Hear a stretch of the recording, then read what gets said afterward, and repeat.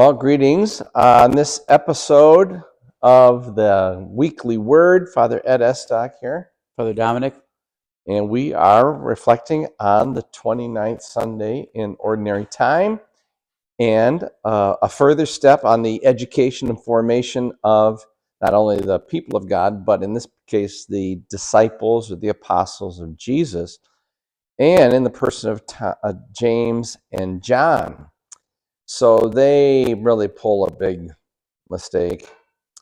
And anyway, they come up to Jesus and ask him, we'd like you to do something for us. He says, what is that?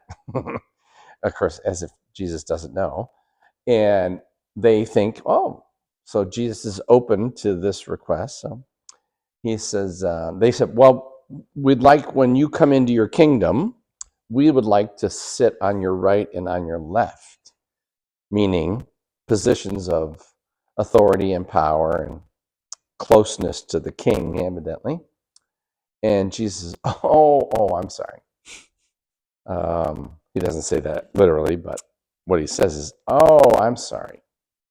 You misunderstood. I can't promise you who's going to sit on my right and my left. What I can promise you is that you are going to have to drink the cup of suffering that I drink, and you're going to have to be bathed in the bath of suffering that I'm going to be bathed and baptized in. And so if you're down for that, then we'll see what we can do about the rest of this stuff. But that's the way to be close to me, is by being open to giving yourself away for the sake of the kingdom. So. Yeah. And I think it is kind of comical thinking about this request that James and John have, because it's coming from this idea of maybe entitlement or just a total misunderstanding of who Jesus is, essentially. And so they come to Jesus like, Jesus, will you give us whatever we want? And Jesus, throughout the whole Gospels, you could just imagine him shaking his head like, these people, this is, I can't believe this. Because it can be it can't be even further from the truth. This thought that, I'm a good boy, and so God will just give me everything that I plan. Because the reality is, we follow Christ, not just so that we could be lavished on earth, or even lavished for eternity. We follow Christ so that we could find and obey his will, follow his path, give up what our will is, and enjoy I guess that relationship, but that then union. And so I guess we could laugh at James and John. We do a lot of the same thing. Like, God, I've been so good, and now now my pet dies, or now I have an illness, or my family has just caused there's just so much turmoil in my family. And the reality is, Jesus is saying, well, just because you follow me doesn't mean I'm going to clean up all the messes of this world. When you follow me, there will be suffering. And then that goes into the reality of our faith that entails enduring Christ's suffering. Right. So this really goes back. So this is like the 10th chapter of Mark's Gospel. But you remember, on the 8th chapter of Mark's Gospel, we had the great prediction of the Passion. And remember, Peter gets up in Jesus' face and said, "Oh no way is it going to come down this way.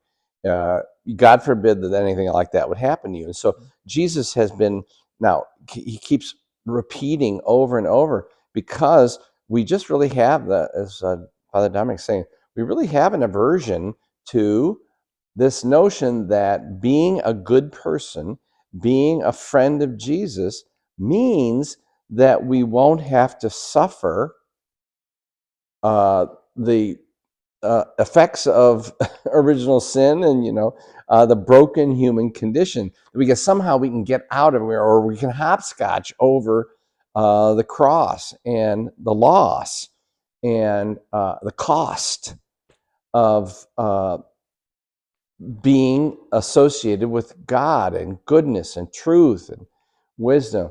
And so it is remarkable, and I'm sure that's why these stories are being told repeatedly, the same theme, kind of like, well, no, listen, you're not aiming at the right thing.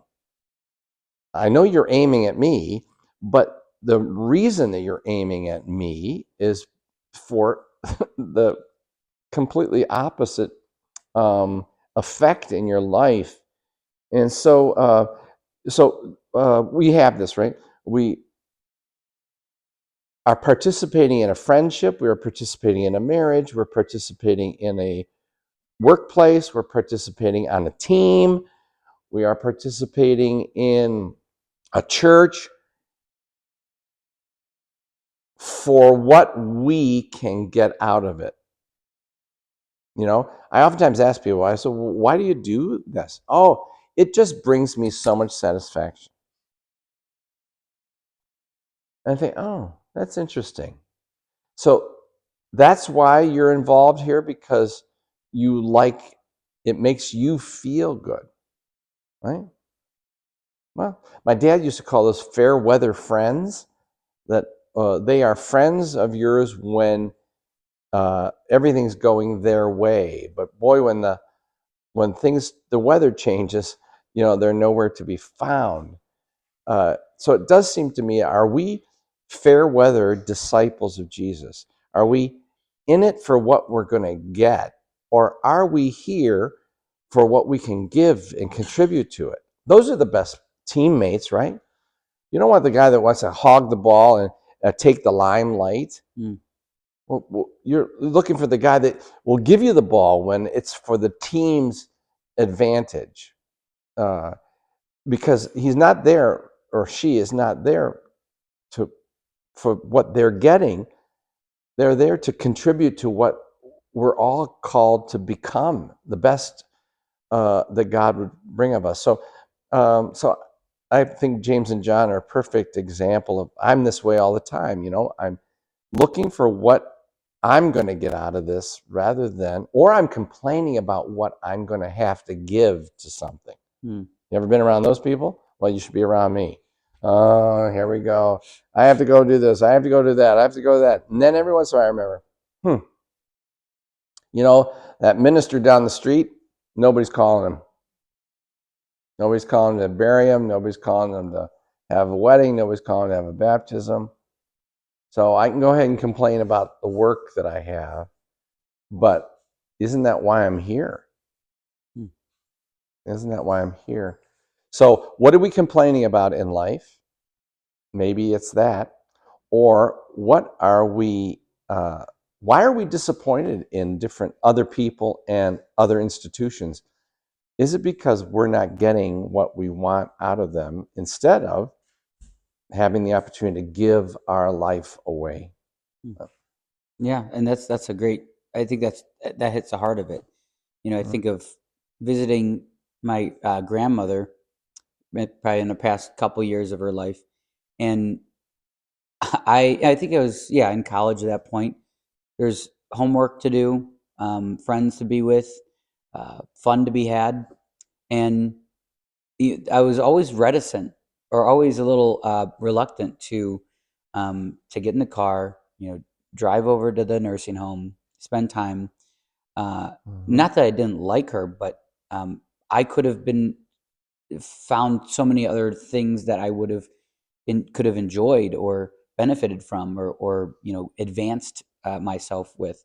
Uh, and yes, I think leaving that time with my grandmother, there was a sense of a muted sense of joy from that. But I don't think I did it for that. I think there was just such a beauty of being with her, who could have been a lonely woman. Right. And I think there's a lot of ways where I don't do that well, and that's the area that we're all called to grow in, is how to give ourselves selflessly and not ask for a reward. Right. Yeah. Why are you in it? Are you in it to win it? Are you in it to lose yourself? Good question. So thanks to Jesus and the apostles, and thanks for checking in. All right. Have a good week.